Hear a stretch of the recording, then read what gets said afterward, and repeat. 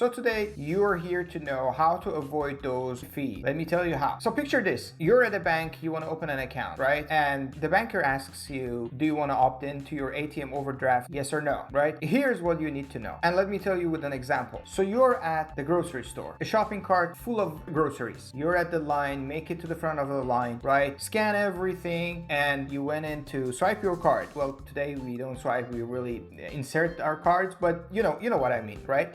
So you swipe your card, and at that time, do you want your transaction to be approved or declined? Keep in mind, you don't have any money in your account. Now, somebody might say, well, if I don't have any money in my account, why would I use my card? Well, let's say you forgot that, you thought you have money in your account. Let's say I thought I have $200 in my account. Last night, the gym membership, insurance, house bill, whatever, electricity, utility hit the account, and now the account is at $0, right? So I swipe my card. You swipe your card. What do you want it to happen? If the bank covers that fee for you, it will save you the hassle, the headache. Most people say, hey, listen, if I don't have any money in my checking account, I don't want the bank to pay that transaction because I know then they will go ahead and charge me a 35, 36, 28, whatever fee, overdraft fee. This fee varies from bank to bank. I've seen it from anywhere from $26, $28 to upwards of $35 to $36, right? What is fine is when people say, well, I don't want it to cover anything, I don't want to pay no fees, that's fine, right? What banks fail to mention at that time, usually I found this is the case, where if you swipe your card with insufficient funds in your account, you will still get penalized and charged a fee called NSF fee, which is usually $32. So let me ask that question again. Do you want the bank to pay that transaction so you don't have to get out of the line, put back all the groceries that where you picked it up from, and just, save the embarrassment, the time, the money, the energy, the effort, the headache, and just pay the transaction and, get your groceries out of there, and then you'll pay that fee, whatever, that's fine. Tomorrow you'll deal with it. Maybe you transfer some funds from somewhere into your checking account, right? The dilemma here is transaction is declined, you're gonna get hit with a $32 NSF fee. If the transaction is approved, you're gonna get with $35 overdraft protection fee for your ATM card. So either way, you're gonna pay the fee. One fee is here, one fee is here. What I want you to consider is how much your time is worth to you. I am someone who says, well, I don't want the bank to pay any transaction for me if I don't have the funds in my account, right? And I'm happy to pay that $32 NSF fee. Well, I'm not happy about it, but one thing it points out to me, grabs my attention. Wow, what happened? I know I'm not broke. I swapped my card, the transaction didn't go through. So there's something wrong. That prompts me to check out my account balance. And that's how you realize, well, the account needs funding. Another side of the story is people value their times, their energy, their efforts.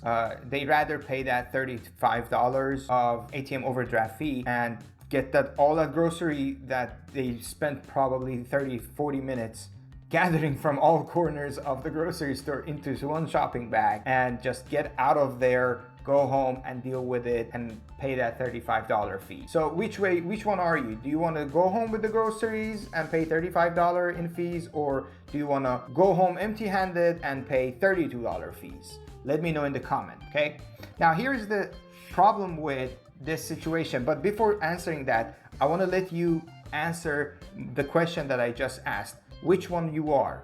Because I guarantee you what am I about to say, it will change your answer. So picture this scenario. The problem with agreeing to pay that $35 overdraft fee, let me run this scenario. So last night, like I said, my account was depleted due to the electricity bill, gym membership, insurance, automobile insurance. And this morning, I thought I have $200 in my account, when in reality, I have maybe $1. On my way to work, I stopped at Starbucks, grabbed the $5 coffee, swiped the card, get my coffee, transaction went through. Now in reality, because I didn't have enough money in my account, that coffee costed me $32 in fees. So the price of the coffee plus $32. Lunch break, I'm stopping at Chick-fil-A. The transaction goes through, another $32 just charged to my account. On my way home in the evening, I'm gonna stop at the grocery store. That costed another $32. I stopped at the pharmacy. That costed another $32.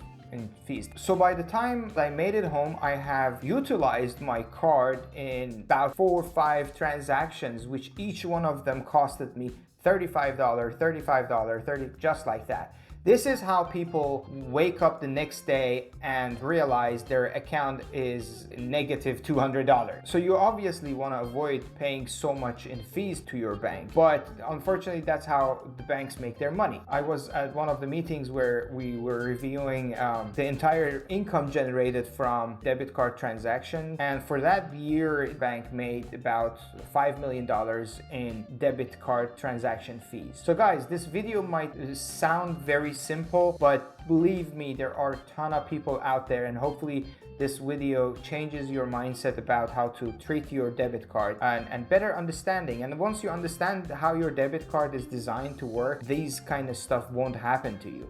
Or if it does happen, you know how to prevent it now. $5 million? Are you kidding me? $5 million?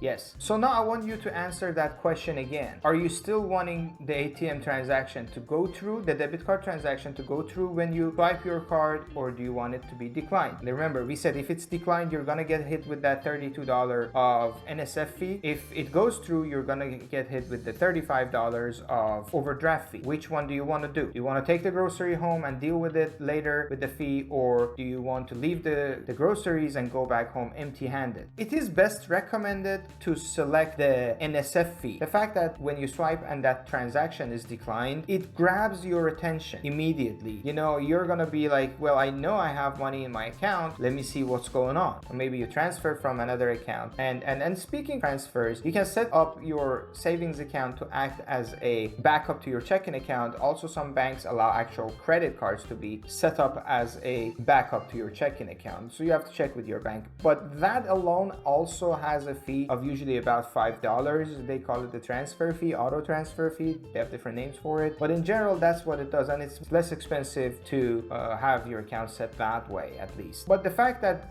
the transaction doesn't go through, it grabs your attention. It prompts you to check your account balance. So I would say definitely go with opting out. Now, please don't confuse the debit card, ATM card overdraft fee with checking account overdraft protection. I'm gonna make another video about checking account overdraft fee system and the way it's designed. Make sure you subscribe to the channel so you don't miss those coming videos. Guys, let me know what you think about the topic. Do you have any questions? Let me know in the comments which feature you would like to have on your debit card transactions and why. And make sure you subscribe, hit that like button, and I'll see you in the next video.